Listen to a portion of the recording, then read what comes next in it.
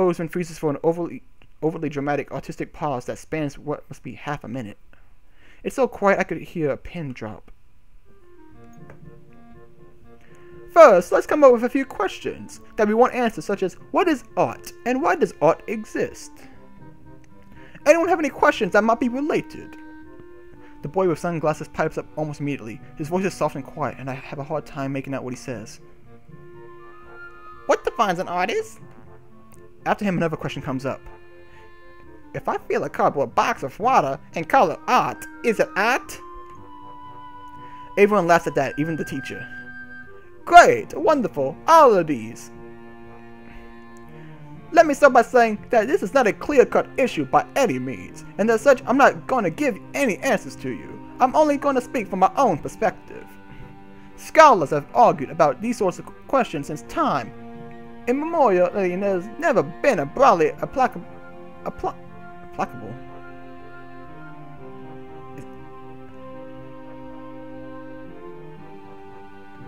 consensus reached.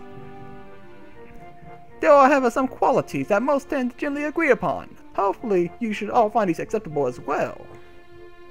In short, art defines itself. It simply cannot be contained to a definition from the outside, since the boundaries of art expand and contrast from the forces within. Every day, somewhere, someone comes up with something completely outrageous that challenges any and all preconceptions. The core reason for this is rather, from the rational side of the mind, art appeals to the intuition, the instinct, the primal. You would find it very hard to explain why exactly it is that you enjoy some particular style or piece, no?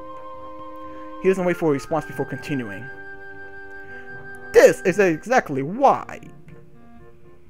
So art is this sort of wild, uncontrollable thing that lurks somewhere deep in our subconscious now. Why does it exist, though? Shin apparently expects someone to pipe up with a guess, but as no one dares to interrupt his inspired speech, he continues. It was a trick question. You see, art also validates itself.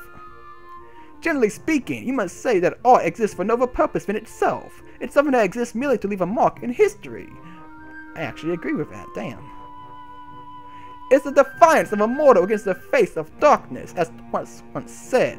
Art is truly the proof of our existence. You should all know that human culture and civilization are tightly tied to the existence of art. Then what about artists? What drives a man to dedicate his life to a thing so fickle and mysterious that it even defines definition? There are many answers for this, as there are artists, but if I had to put it into words, an artist doesn't make art because he can, but because he must. Shin takes a pause and his gaze sweeps over his audience, eyes flaring with passion. It is obvious that art touches the very soul of each and every human being in one way or another, so if you were given a chance to connect with your fellow man in such a fundamental way, how could you not? There's a poem I am very fond of, and I shall recite the most well-known part of it to you right now. I feel that for me personally, of all possible things, it captures best the essence of what it means to be an artist. Shin leans against the desk as he clears his throat in preparation.